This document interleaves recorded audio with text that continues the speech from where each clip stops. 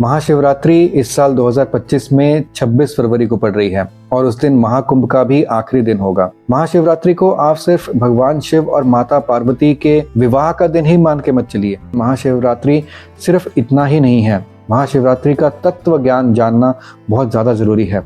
इसके लिए पहले आपको जानना पड़ेगा कि शिव क्या है और माता पार्वती क्या है। अगर इसके आप डीप मीनिंग को देखें तो शिव है आत्मा, वो सुप्रीम कॉन्शियसनेस, वो यूनिवर्सल कॉन्शियसनेस, और माता पार्वती सिग्निफाई करती हैं माया को। ये माया ने ही इस सुप्रीम कॉन्शियसनेस को छिपा कर रखा है और इस माया और यूनिवर्सल कॉन्शियसनेस के मिलन के रात को ही शिवरात्रि कहा जाता है। इस दिन हमारी जो यूनिवर्सल कॉन्शियसनेस है, जो कि मेरे अंदर, आपके अंदर, हर जगह, पूरे यूनिवर्स में हर जगह वो यूनिवर्सल कॉन्शियसनेस है जो पूरे यूनिवर्स को, मुझे, आपको, हर प्राणी को वो चला रही है। वो यूनिवर्सल कॉन्शियसनेस सबसे ज्यादा जागृत होती है आज के दिन, और इस माया के पर्दे को हटाकर उस यूनिवर्सल कॉन्शियसनेस को जान लेना आज के दिन थोड़ा सा ज्यादा आसान होता है। इसलिए आज के दिन आप कोई भी जप, ध्यान वगैरह करते हैं, उसका 100 गुना फल आपको मिलता है, उसका 100 गुना आध्यात्मिक लाभ आपको मिलता है। इसलिए महाशिवरात्रि को सिर्फ इतना मत समझिए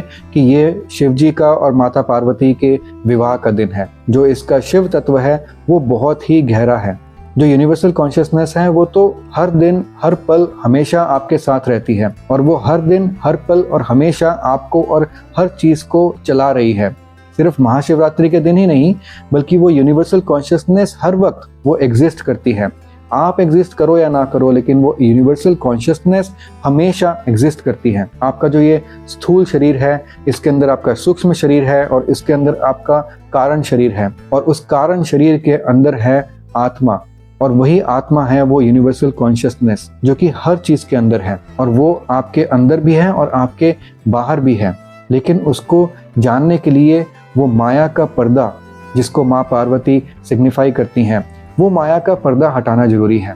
लेकिन उस यूनिवर्सल कॉन्शियसनेस तक पहुंचने के लिए इस माया के पर्दे से होकर आपको गुजरना पड़ेगा।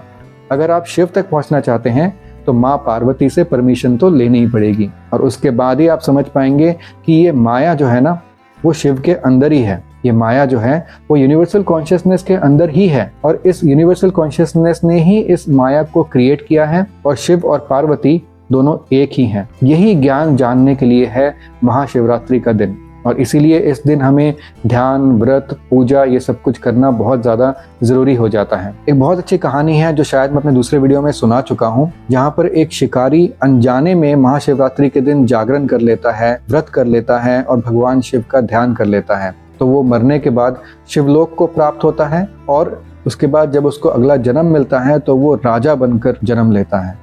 तो एक शिकारी अनजाने में महाशिवरात्रि वाली रात को वो ये सब कुछ कर लेता है, तो उसको इतना अच्छा पुण्य का फल जो है वो प्राप्त होता है। तो अगर कोई जानकर प्रेम से महाशिवरात्रि वाली रात को भगवान शिव का ध्यान, पूजा अर्चना करे, रात्रि जागरण करे, व्रत करे, तो सोचिए उसका कितना गुना फल आपको मिल सकता है। इसीलिए मैं महाशिवरात्रि से पहले एक के बाद एक वीडियोस ला रहा हूँ, ताकि आपको महाशिवरात्रि का ज्ञान ज़्यादा से ज़्यादा हो और आप इस महाशिवरात्रि का ज़्यादा से ज़्यादा फायदा उठा सकें।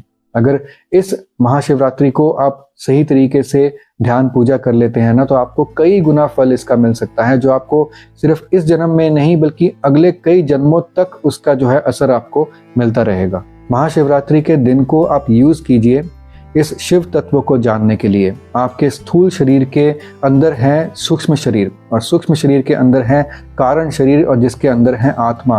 तो इस दिन आप अपने माया के जो पर्दे को हटाकर उस आत्मा को जानने की कोशिश कीजिए। अगर आप आत्मा को नहीं भी जान पाएंगे ना, तो भी आज से एक शुरुआत हो जाएगी। तो इस आत्मा को जानने की अगर शुरुआत आज से हो जाएगी ना, तो एक ना एक दिन आप अपने मंजिल तक पहुंच भी जाएंगे। जिस दिन आप आत्मा को न सिर्फ जान लेंगे, बल्कि आप ये भी जान लेंगे कि ये जो आसपास की जो माया है, जो आप पांचों इंद्रियों से माया को जान रहे हैं, जो आप देखकर, सुनकर, सूंघकर, फील करके इस माया को आप जान रहे हैं, ये माया उसी शिव के अंदर है और वो शिव इसी माया के अंदर है। इन दोनों में कोई भी डिफरेंस नहीं है, और इसको जानने के लिए जो बेस्ट दिन है ना, वही है महाशिवरात्रि। तो ये जो तत्व ज्ञान है, ये आपको काफी आगे तक लेकर जा सकता है, और उस यूनिवर्सल कॉन्शियसनेस को आप थोड़ी सी ज़्यादा आसानी से जान सकते हैं। उस यूनिवर्सल कॉन्शियसनेस के आप थोड़ा सा और करीब ज़्यादा आसानी से पहुंच सकते हैं इस महाशिवरात्रि की रात को। बाकी दिनों में भी अगर आप इस तत्व ज्ञान को समझकर भगवान शिव की पूजा अर्चना करते हैं और अपने अंदर के उस यूनिवर्सल कॉन्शियसनेस को आप जानने की कोशिश करते हैं, तो बाकी दिनों में भी आपको इस चीज़ का फल जो है वो मिल सकता है। लेकिन महाशिवरात्रि वाले दिन यही चीज़ थोड़ी सी और ईजी हो जाती है, क्योंकि वो जो अंदर की जो सुप्रीम कॉन्शियसनेस है वो थोड़ी सी ज़्यादा जागृत अवस्था में होती है हम सब के अंदर।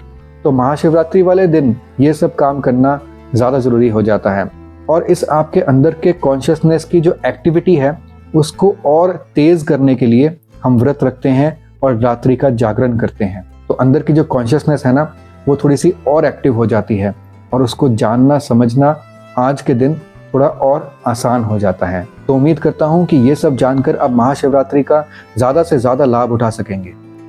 ओम नमः शिवाय।